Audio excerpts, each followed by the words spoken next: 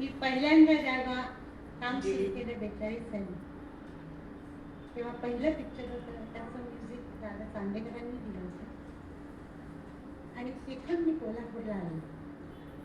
आणि कोल्हापूरला आल्यानंतर दत्ता रावजेकर आणि आमचे काही म्युझिशियन्स होते.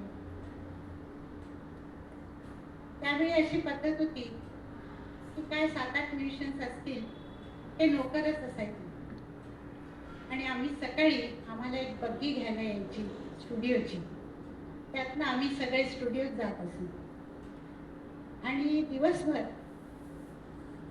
माझं आणि दत्ता गावदेकर, बेबी अत्रेकर आमचं हे काम असेल की आमचा स्टुडिओ जो होता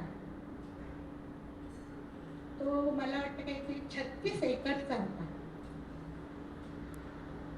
त्या स्टुडिओमध्ये चिंचांची झाडं होती, बोरं होती, आणि ती आम्ही गोळा करून आणायचो आणि आम्ही खात बसायचो. अर्थात परिस्थिती काही फार चांगली नव्हती, त्यामुळे जेवण कधी घरनं आणत होतो किंवा आमचं जे कॅन्टीन होतं त्या कॅन्टीनमधनं आम्ही खिमा पाव आणून खायचो. मी आणि रावलेकर आम्ही दिवसभर डान्स करत होतो, इकडे तिकडे जात होतो.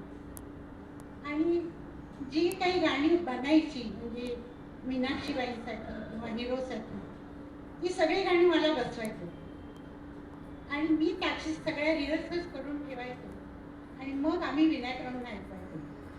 पुष्कळ लोक म्हणायचे हे लोक नुसतेच गप्पा मारत हिंडतात, कामं करत नाही.